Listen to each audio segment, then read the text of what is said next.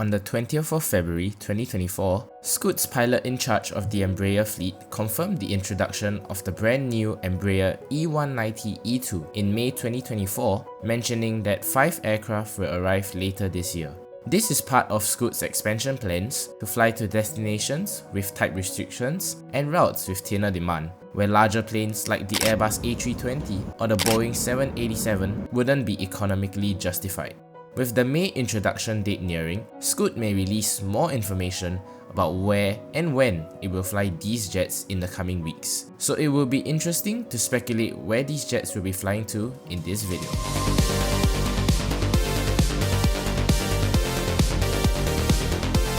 Way back in March 2023, Scoot announced the order for 9 fuel-efficient Embraer E190 E2s from leasing company Azora. These aircraft can apparently fly with a full load to destinations just under 3,300 miles, such as Seoul, which is 6 hours away from Singapore. The first aircraft was supposed to be delivered in March 2024, but unexpected delays resulted in a delay to May 2024, with the remaining 8 to be introduced by the end of 2025. This makes Scoot the very first operator in Southeast Asia to operate the E190 E2. The aircraft will be configured with 112 seats in economy class in a very comfortable 2-2 configuration, and it intends to fly this jet to expand regional, secondary, and tertiary markets. With that out of the way, here are 5 destinations we think that Scoot may fly to with their E190s. Do take note that these are speculations by us here at Short Transit and not actual destinations confirmed by Scoot.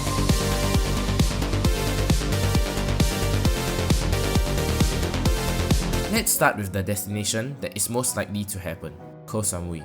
Back in the pre-COVID-19 days, SilkAir used to fly Singapore to Koh Samui using 2 special 128-seater Airbus A320s twice a day, filling up the planes with connecting vacationers from origins such as Australia and Europe. Ever since the discontinuation of SilkAir, this route was suspended in March 2020. With demand picking up especially from leisure travellers after the pandemic, Thai airline Bangkok Airways resumed the route with great success, flying twice daily to Singapore and charging some insane prices as they have a monopoly on this route. With such a high demand, what is stopping Singapore Airlines from resuming these services?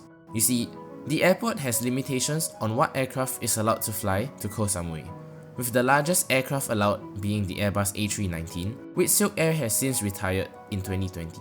With no other aircraft in the Singapore Airlines fleet allowed to fly there, Singapore Airlines has essentially allowed Bangkok Airways to have a 100% share of the passenger demand without any competition. So it's no coincidence that Scoot has purchased an aircraft that is smaller than the A319 with similar performance characteristics, as it will allow Singapore Airlines Group to once again compete in this lucrative leisure route. If you like more analysis like this, do remember to like and subscribe to our channel to help us reach 1,000 subscribers.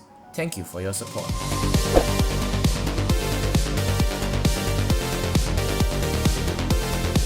Back on 11th January, AirAsia announced the discontinuation of Singapore to both Cebu and Miri routes due to low load factors of between 67 and 69% and heavy losses from 21st of February 2024. With Scoot currently serving Miri just 3 times a week and having intentions to serve Cebu in the near future, the comparatively smaller 112-seater E190 might just be the correct size to replace AirAsia's 180-seater A320 operations in these 2 markets, as it can help strike a balance between frequency, capacity, and flexibility, allowing Scoot to efficiently serve the demand for air travel to these destinations with smaller aircraft. On top of that, with the connecting traffic from the large Scoot and Singapore Airlines networks, the 112-seater aircraft will be much easier to fill up when compared to just relying on the point-to-point market between Singapore to Miri or Cebu, allowing Scoot to better succeed in these 2 comparatively small markets.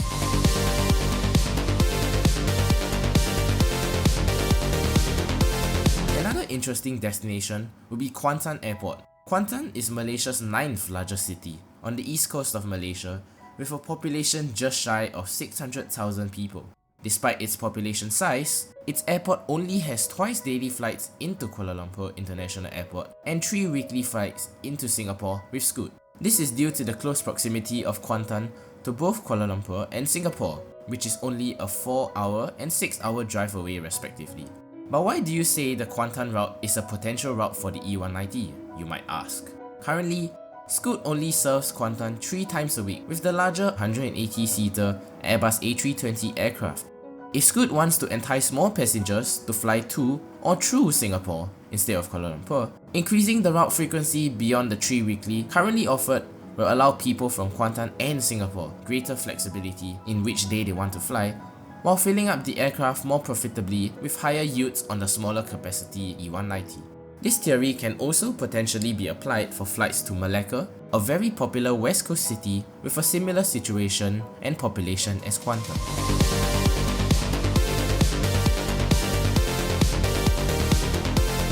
Lastly, Krabi Airport.